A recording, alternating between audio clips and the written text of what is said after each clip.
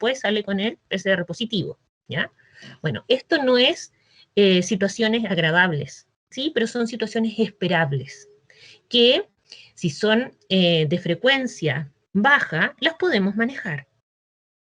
Exacto, es normal que sintamos esto. Posiblemente en otra situación, en una situación distinta a la situación de pandemia, si alguien me dijera que está sintiendo todas estas emociones, yo le diría, pero, es decir, la evaluaríamos, quizás la medicaríamos y le haríamos algún tipo de tratamiento asociado para poder disminuir. Pero asociado a esto que estamos viviendo, es normal tener en cierta medida, tal cual como dijo Mónica, cada una de estas emociones, cada uno de estos comportamientos, cada uno de estos sentimientos. ¿Y cómo hacer frente a la pandemia? ¿Cómo lo podemos hacer? Porque nos piden que hablemos de salud mental, pero no sabemos cuánto tiempo más estaremos en esta situación, entonces tenemos que ahondar esto directamente a la pandemia. Desde esa perspectiva vamos a encontrar bastantes sugerencias y las vamos a dividir de la siguiente forma. Primeramente, yo les voy a comentar lo relacionado con población en general. Ahí lo que buscamos es, primeramente, ser empático, ¿ya? Desarrollar la empatía. Y la empatía, lo hemos visto en otras charlas, se desarrolla también fomentando el tema de la solidaridad, con preguntarnos acerca de cómo está nuestra red de amigos, amigas, necesitan algo, poder ser también socio o miembro de alguna iniciativa social. Eso nos va a fortalecer a nosotros, si tenemos hijos, vamos a dar un ejemplo, de cómo también ponerse en el lugar de aquellos que sufren en esta pandemia. Exacto. También tenemos que pensar que reducir el estigma, ¿ya? Tenemos personas que se están contagiando actualmente de COVID, pero son personas que se contagian, no son casos ni son un número, son personas que están sintiendo, que tienen una familia, que tienen emociones, que tienen necesidades, así que hay que tener mucho cuidado. Y una vez que dejan de tener COVID, es decir, obviamente dejan de ser enfermos, dejan de ser personas enfermas de COVID. Así que también es algo momentáneo y hay que verlo como tal, no quedan siempre estigmatizados como los enfermos. Lo tercero tiene vinculación con cuidar nuestro tiempo en las redes sociales y en las noticias. Tenemos súper claro nosotros, como adultos, ¿verdad?, que los medios de comunicación no están preocupados de nuestra salud mental, no están preocupados de nuestro bienestar emocional. Sí están preocupados por un tema de rating, más en los tiempos en los que estamos, donde la televisión a nivel mundial está sufriendo una crisis por la baja adherencia que se tiene a este medio de comunicación. Entonces, entre más amarillento, mejor es que tengan más sintonía. Desde esa perspectiva hay que saber que psicológicamente, que nosotros, que nuestros hijos estemos expuestos a imágenes que tengan que ver con muerte diariamente y también con violencia explícita, daña también nuestros circuitos de sensibilidad. Y por eso hay que cuidar las horas que estemos frente a la televisión o alguna plataforma que esté muy vinculada con ese tipo de noticias. Exacto, y eso es parte de protegernos, es parte de protegernos a nosotros mismos, ¿ya? No solamente protegernos poniéndonos mascarilla, lavándonos las manos frecuentemente, usando alcohol gel y todas las medidas que básicamente socializan, sino que también protegernos de esto que acaba de decir Mónica y tratar de buscar instancias para ayudar a otras personas, ¿ya? Eso es muy importante y yo creo que esta pandemia ha generado iniciativas súper lindas para poder ayudar.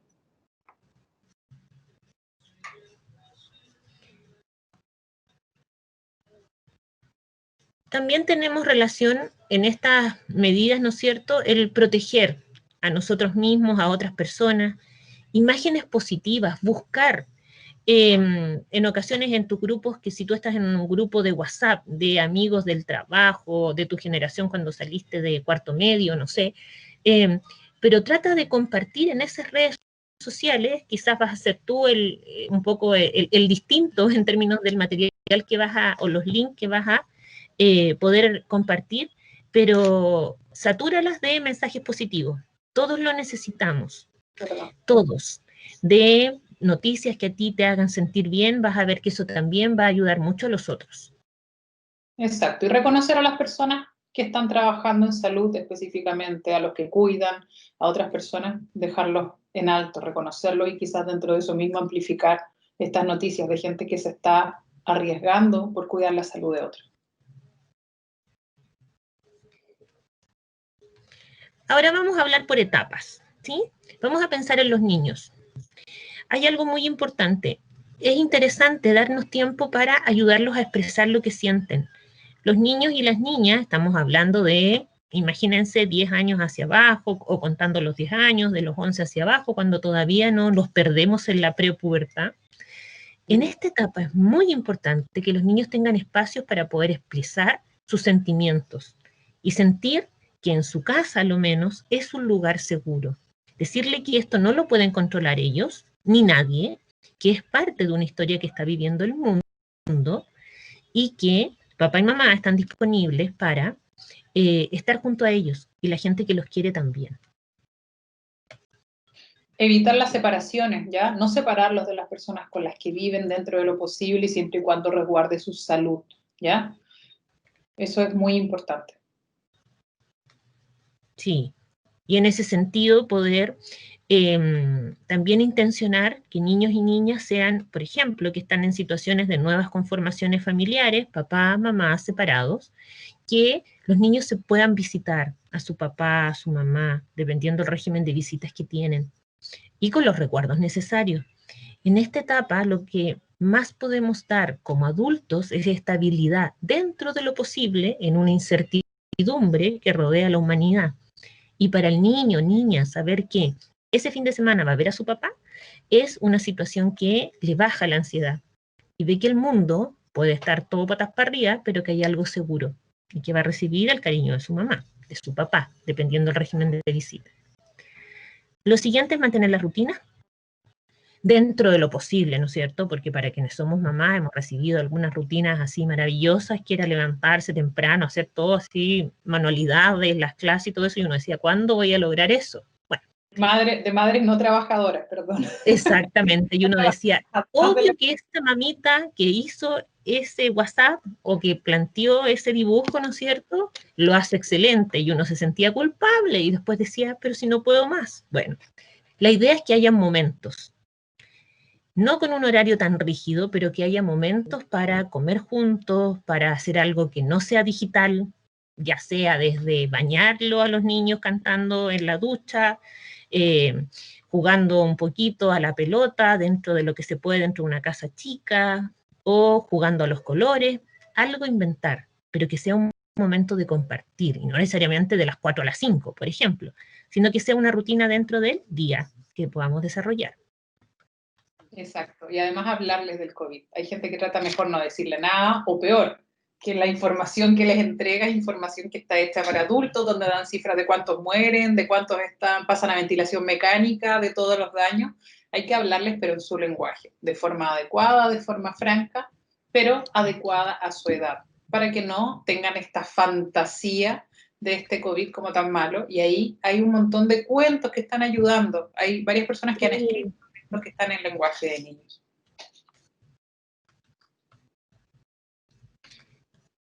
Y aquí ya hablamos de nuestros adultos mayores, ¿verdad? Nuestras personas mayores que hay que cuidar mucho en este periodo también.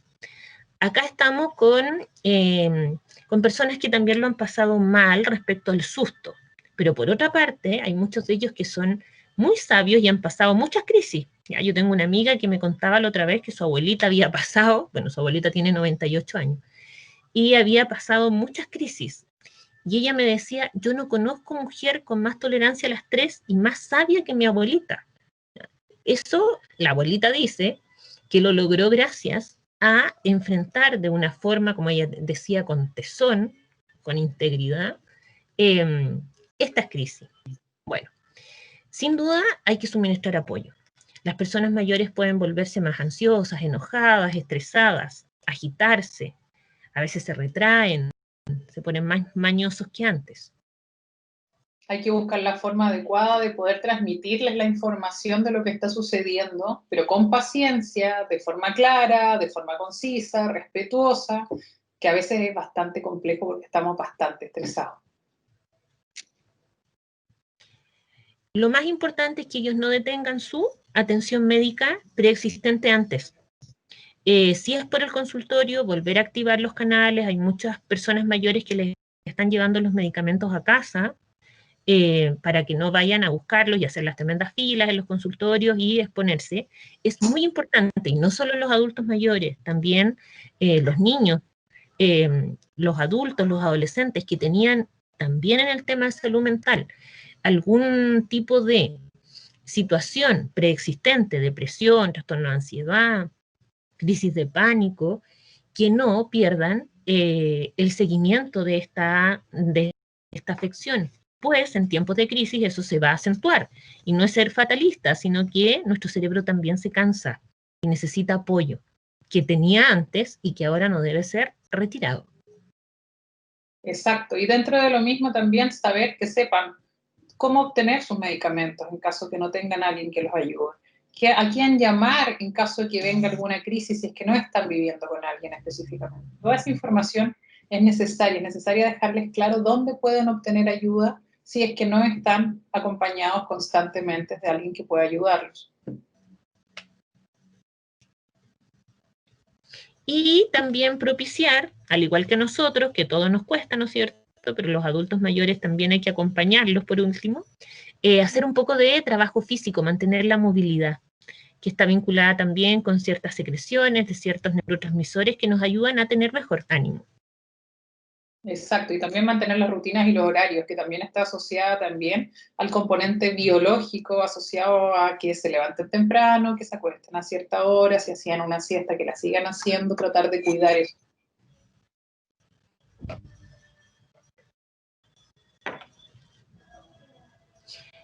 Bueno, las personas que por tener un diagnóstico, por ejemplo, de COVID y tienen que sí o sí hacer una cuarentena de aislamiento, la idea es que estas personas no estén solas, que sea algo que sea comunicado, por ejemplo, en su entorno familiar y que se vayan turnando para poderlo llamar, llamarla, para que no se sienta solo y generar una comunicación mucho más fluida. Exacto, y preocuparse de los sentimientos de esas personas y de las necesidades. A veces cuando nos dicen, hoy tal colega o tal persona está infectado por COVID, uno como que dice, ni siquiera le voy a hablar. Quizás sí es bueno hablarle, mandarle un mensajito de ánimo, no esperar quizás una respuesta, pero dependiendo cómo se sienta, quizás no tiene ganas ni siquiera de responder. Pero sí estarle diciendo que estamos presentes. Y por supuesto, cuidar qué tipo de información, qué tipo de comentario voy a hacer acerca de noticias. ¿Ya? Con esta persona hay que tener especial cuidado. ¿Cuáles son los factores ya de riesgo directamente para mi salud mental? Saliendo de estos consejos asociados a lo que es el COVID, ya que algunos se cruzaban obviamente con el tema de la salud mental que está presente en todo, pero ¿cuáles son los factores de riesgo? Directamente podemos tener algunas situaciones, más que situaciones, algunas predisposiciones que nos van a llevar a poder desarrollar con mayor posibilidad, tener mayor posibilidad de desarrollo de enfermedades de salud mental. Y por eso tenemos que estar atentos especialmente. Como por ejemplo, haber vivido situaciones estresantes, tener antecedentes familiares de salud mental, tener enfermedades crónicas, haber sufrido algún tipo de traumatismo cerebral, haber vivido experiencias traumáticas, tener consumo de alcohol o drogas recreativas, ¿ya? Haber tenido antecedentes de abuso, negligencia en la infancia, tener pocos amigos o relaciones poco saludables y tener enfermedad mental anterior, haber tenido una enfermedad mental anterior. Todos esos son factores que nos predisponen con mayor frecuencia a poder presentar otra enfermedad mental. O nosotros o las personas que lo tienen, pero también estar atentos. Sí. Ahora, junto con estos factores, ya cuando estos factores se transforman en temas más concretos, son señales. Piensen en un semáforo, ¿sí? Son señales que dentro de este semáforo nos van a dar ciertas indicaciones y que vamos a tener que sí o sí poner atención en ello porque ya dejó de ser una posible situación, sino que ya se transforman en señales mucho más determinadas de alerta. Ahí tenemos algunas que les queremos comentar. En las señales de alerta vamos a encontrar problemas de salud frecuentes, ¿ya? Pasar de una somatización, ¿no es cierto? Soma, cuerpo, somatización, algo que nos pasa en el cuerpo, que va mutando quizás, dolores de cabeza, dolores de estómago, dolores de oído, tal vez por el bruxismo en la noche, bajo rendimiento